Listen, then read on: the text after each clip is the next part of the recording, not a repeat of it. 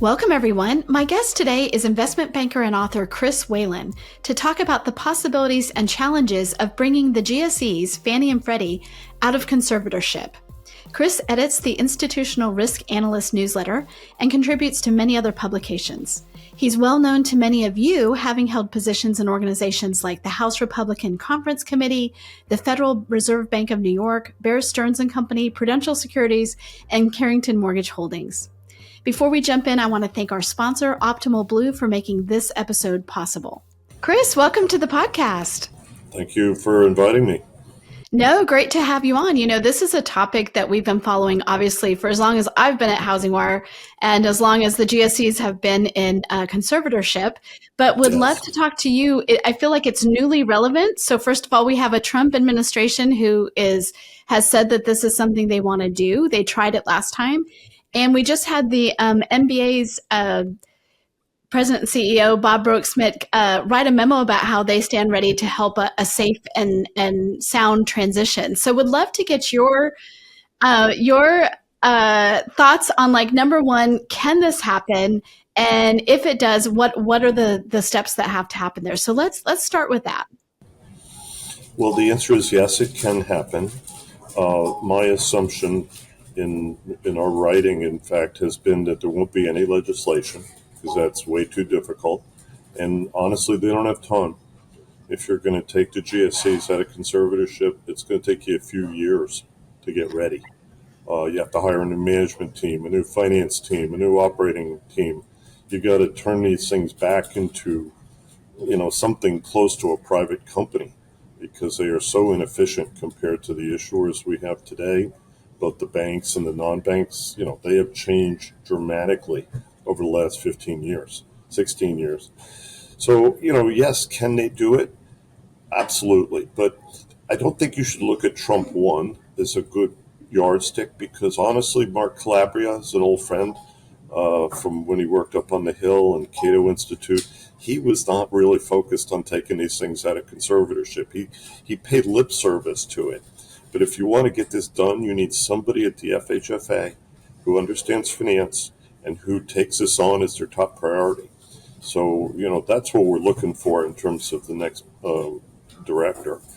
Treasury's got to be totally on board, as well as OMB. Because, what's the first thing you have to do? You have to come up with an operating plan. You have to say to yourself, if these things come out of conservatorship, and in particular, if the issuers, Fannie and Freddie, are no longer guaranteed by the U.S. government, then how are they going to look? How are they going to raise money? What businesses are they going to be in? One of my assumptions, by the way, is that the Treasury is going to have to still guarantee the bonds.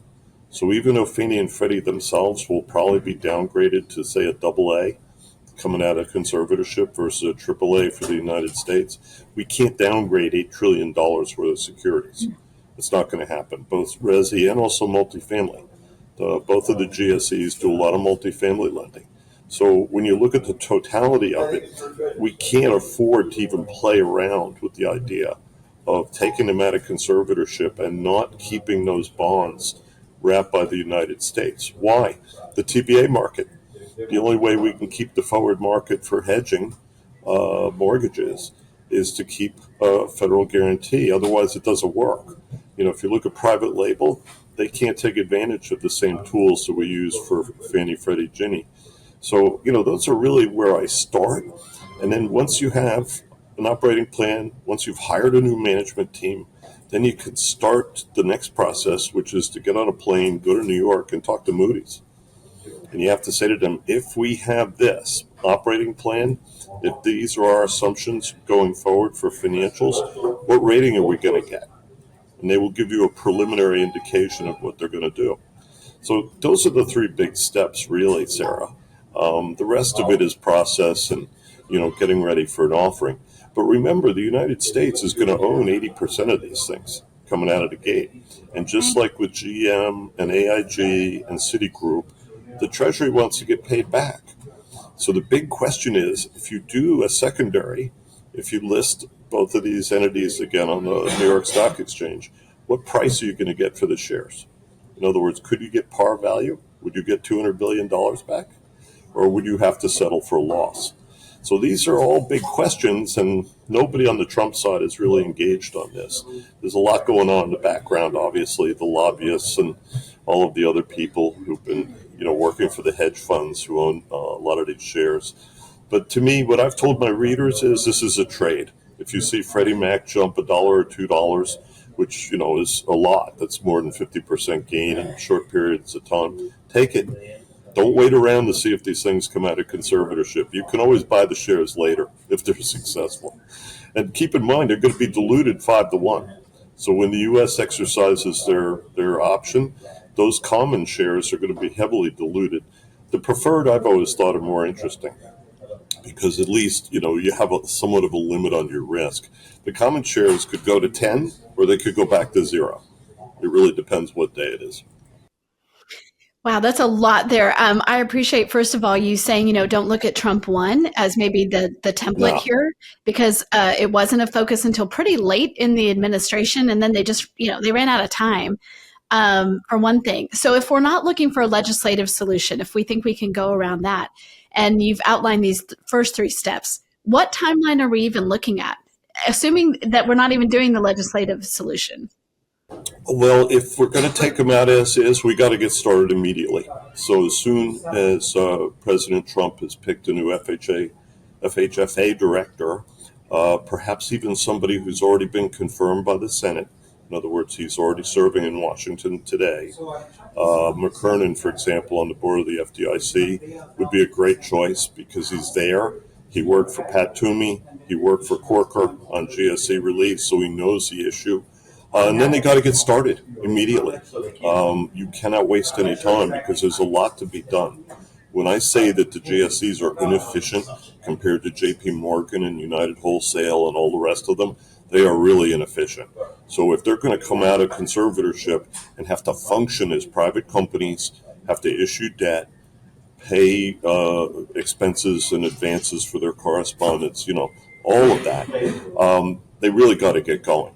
I've said in the note we did on Monday that when you really look at the GSEs outside of government control, what are they? They look like big Ginnie Mae issuers. They own the loans, they own the servicing, and ultimately they will be responsible for all of the delinquency in the pools. They will issue the securities, but they're going to have a credit wrap from the United States. So as soon as one of those loans goes sideways, they got to buy it out of the pool. And I assume they're going to continue to reimburse their correspondents after month 4. I don't think they can change that without a lot of problems. But here's the other thing, Sarah, which I think you'll appreciate is medium to long term. I think what's going to happen if the GSEs come out is that they're going to end up seeing a smaller market for conventional loans. And the banks are going to expand the market because one of my assumptions is that the G fee is going to have to go up. If we have to pay 20 basis points to the Treasury every year, I think they're going to have to increase that G fee up to around 75 basis points. It's 15 higher than it is now. I also think that the GSEs will have to retain conventional servicing. They will keep the MSR. That's a huge change. Issuers today are basically given the MSR for free. It's like a gratuity. The execution is awful and conventional, so we're going to let you keep the MSR. You can finance it, you can trade it as though it was yours. But remember, the GSEs control that asset. If you default, if you're out of alignment with the guide, they can just take the MSR, and you have no ability to say no. I had a client that had their MSR confiscated by Freddie Mac years ago. And, it was an awful situation, and the bank ultimately failed because of the actions of Freddie Mac. So don't think that these organizations don't have a lot of power. They do. So, Chris, a lot of our audience may not be familiar with like what this means to me, right? Like they're not traders. We're talking about, you're a mortgage loan officer out there. You're a real estate person.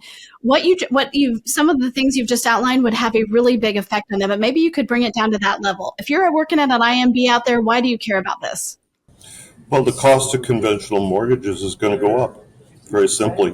Whatever increase in the G fee, we see whatever increase in the cost of funds for the GSEs or spreads in the debt market, all of that will come into the cost of the loan.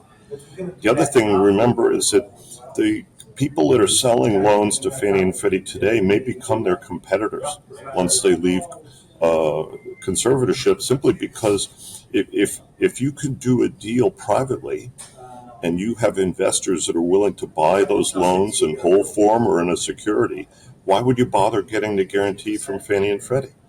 You can go to JP Morgan and get a credit rep, and he will probably charge you less than they will. So competitively, it's going to be a very interesting situation. I think loan officers need to realize that if the GSEs come out, the conventional product is going to be even more expensive vis-a-vis, say, FHA, VA. And that's not likely to change. And then they're going to get more competition from the banks. Interesting. I mean, that's what we saw the banks pull back so much after the great financial crisis for some of these same reasons. Oh, they're going to come back. They're looking for yield. And, single-family mortgages have not been their favorite asset over the past few years. But if you add another 25 or 35 basis points of yield, if the coupons are higher, then yeah, they're going to love it. And in particular, the banks are going to keep that larger loan. They don't want a loan that's $300,000. They want a loan that's $1 million or $2 million or $5 million, because the spread is the same in terms of the servicing. The cost of servicing is the same. So wouldn't you rather have that $3.5 million condo loan that pays you almost $9,000 a year in servicing, as opposed to the average loan, the $350,000, which is less than $1,000 a year? Your cost of servicing, the MBA tells us, is about $180 a year. So you do the math. This is why Jamie Dimon doesn't do government loans. He's the biggest servicer in the country, mostly jumbos and very large conventionals. That's what he does. So, I interviewed Bob Broeksmit a couple months ago. We talked about this. We talked about what does a Trump administration look like versus a Harris administration. And one of the things he talked about was the balance between, specifically for the mortgage industry, if you're out there in the mortgage industry, a Trump administration means less regulation, we would assume. And I think that that's absolutely possible. Probable. On the other hand, you have maybe the instability of this exact move and what that might mean. From your perspective, in the meantime, in the messy middle of as this is happening or once it happens, what does that look like as far as instability in the market? Well, look, Bob Broeksmit's a great man, and he has indicated that he will be helpful. However, he is interested in a legislative solution for releasing Fannie and Freddie. We don't have time for that. And there's not enough votes on Capitol Hill. We also don't have a champion. Toomey is retiring from the Senate. Who else do we go to? Who else is up there that understands the issue? So I think because of the time constraint, the NBA, the American Bankers Association, all of the trades are going to have to make a decision pretty quickly. Do we oppose release without legislation?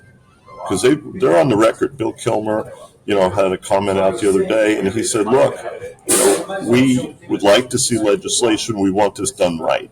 Fine. That's going to take more than 4 years. So if you're Donald Trump and you made all these promises on the campaign trail and you want to at least try to take these things out of conservatorship, you're just going to go with current law. And I don't think the NBA and the members are going to support that. In fact, I'll predict right now, I think the entire industry will come together and oppose release of the GSEs if Trump tries to do it this way. You think that will have any effect? I mean, what does that mean to? Oh yeah, if you have members of the mortgage community up on Capitol Hill yelling and screaming, it's going to have a big effect. Because if they don't have support for this from the primary constituency that uses these entities, then I think that's a problem. If you're Donald Trump, I don't see how the FHFA can move forward if they don't have support from the industry. Now they can try. They can, Bill Ackman and all the hedge funds can put pressure on President Trump. But ultimately, the Treasury professional staff, the folks at OMB, they are the ones who are going to make this call because they are owed $200 billion and they want to get paid back. That's their job. We have a lot of laws in Washington about getting paid back, right?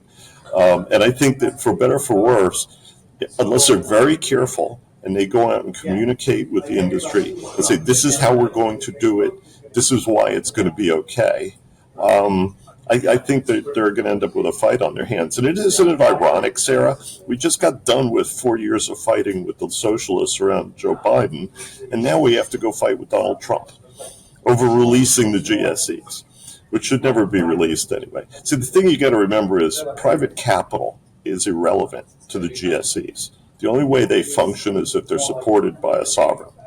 Now, I ran ratings at Kroll for 4 years. I was in charge of financials and corporates.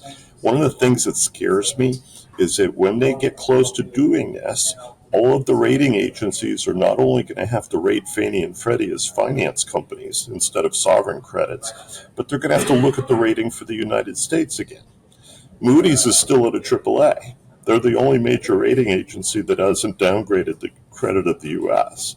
So if they have to look at Fannie and Freddie, my fear is they're going to downgrade the U.S. first, because that's what you do when you do ratings. You look at the other ratings that depend upon them, and you see if you need to revise them or update them.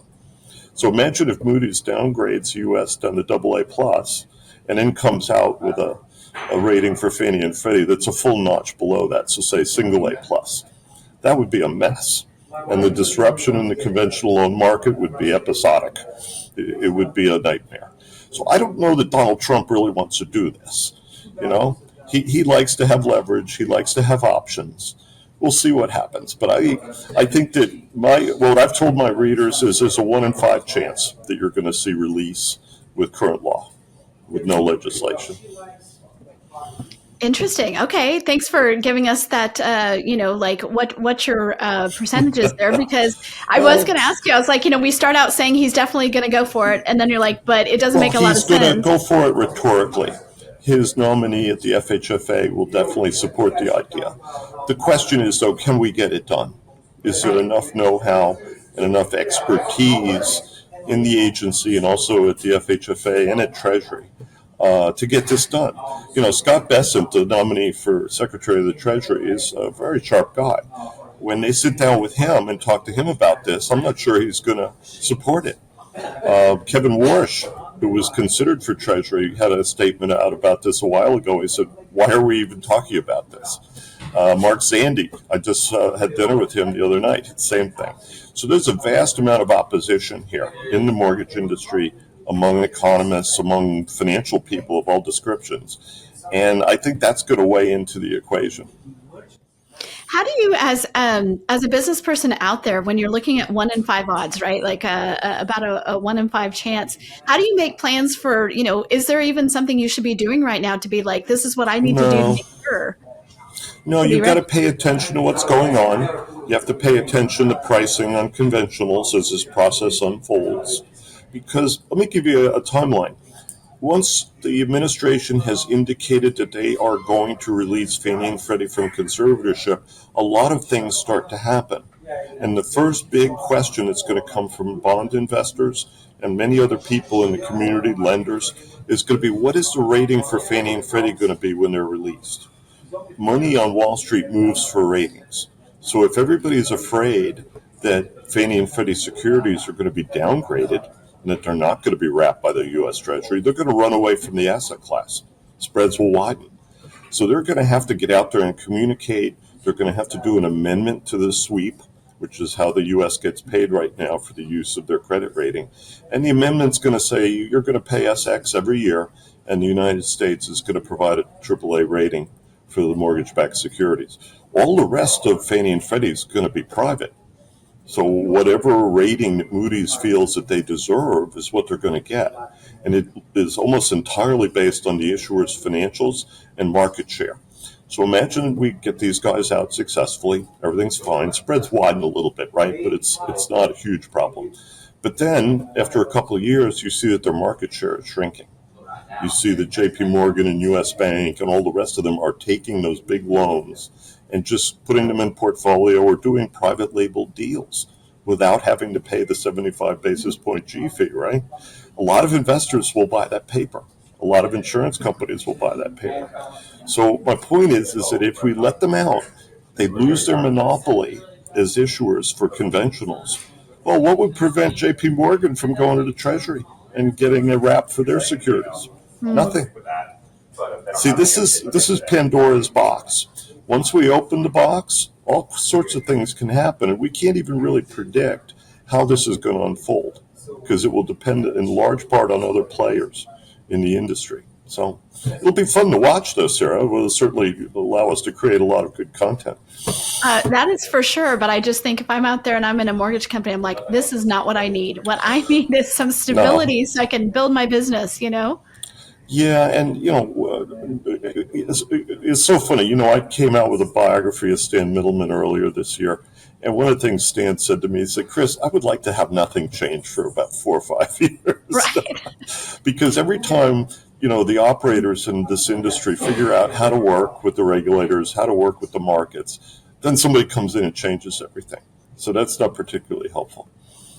Let me ask you, if I'm thinking about from the compliance side, at this point, whatever, Fannie and Freddie decide is what they will require is like that becomes the rule, right? Because like they're going to be Yes. the investors. So when they're no longer the only investors, what happens to some of those rules?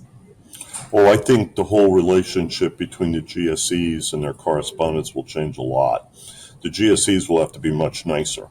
Also, once they're out of conservatorship, the FHFA is going to lose a lot of the leverage that they had with conventional issuers because they have been using the rules of the conservatorship to essentially manage counterparty risk between the GSEs and the sellers of loans. That's going to go away. If anything, Fannie and Freddie are going to have to be much nicer to people. They will have to continue to give them a lot of tools and a lot of free services to retain them as correspondents. Look at all the free stuff that United Wholesale Mortgage gives to its brokers. They've almost replicated the ecosystem that the GSEs have for conventional issuers by basically making it soup to nuts. You don't have to do anything; just show up and sign the contract, right? So, Fannie and Freddie have provided an enormous amount of support for issuers over the years, in part because this is their market. They dominate that market today. And then the bank market, the jumbo market, is kind of at the high end, really, of conventionals.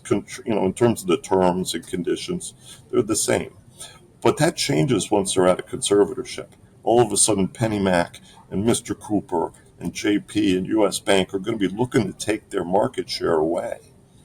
That's going to be a really interesting process. I think it's a bad idea, to be honest with you. But my readers wanted to know if it could happen, and I said, yeah, it could happen. Yeah, and our listeners want to know the same thing, right? Our listeners, your readers, same a big overlap there, I would think. Be careful what you wish for. That's really the way I would put it. Along that line, one of the things that I know that Logan Motoshami, our lead analyst, has talked about was that if Fannie and Freddie were not in conservatorship during COVID, we would have been up a creek. If those are public companies that needed to make sure they turn a profit for their shareholders, what would we have done in that period? And so maybe you could talk from a high level about, just on a safety and soundness for the whole market if they come out. Well, I think the same monetary policy changes that were made by the Fed in the first quarter of 2020 would have helped the GSEs the same way they helped the issuers. Remember, for that first month or two, nobody knew what the hell was going on. Right. We knew we were going to have to advance cash for people who couldn't pay their mortgages, but we had no idea where the cash was coming from. Fed drops interest rates down to zero, and all of a sudden we have a refi boom. So the principal payments that were in process were basically used to float forbearance and float all of the cash needs that the industry had for really almost 2 years, right, Sarah? That was just kind of the act of God that comes about when the Fed is, using monetary policy in a very aggressive way. There were really nasty negative effects of that. So we had the benefit of the cash, got us through COVID, but we sent home prices up 30%. And so now affordability is a problem. There is no free lunch. But, I think the GSEs would have been okay because they didn't have the mark-to-market problem that we had in 2008. Let's face it, the government took over the GSEs because they had a mark-to-market problem. But if they had waited, same thing with Bear Stearns, frankly, the security prices would have normalized and you wouldn't have had a problem. Having said all that, the government still bailed them out. The government put $200 billion into them, and that is the capital that the GSEs are going to have to work with when they come out. They're not going to have time to really raise a lot of capital. And, Uncle Sam's going to be first in line. to get his money back. So it's going to be hard for the enterprises to raise capital as long as the Treasury is a significant investor.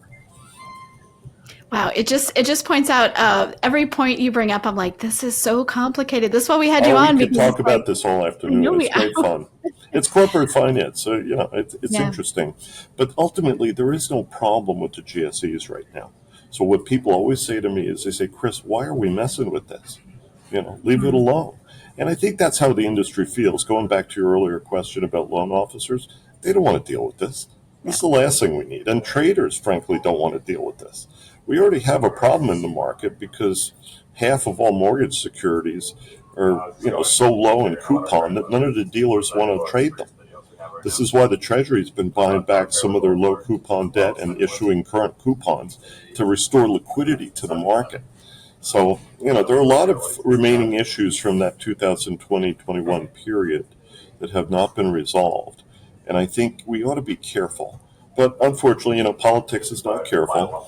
And I suspect that the Trump people are going to try and do this. So look for who they put at FHFA. That's going to tell you something. That'll be our first clue. Yeah. Chris? You need a banker there. You need somebody who's done IPOs. Thank you so much for being on. I really appreciate it. And let's talk again soon. Maybe after we see what's happening with this, we'll do a catch up. But I appreciate you being on. All right. Thank you very much, Sarah.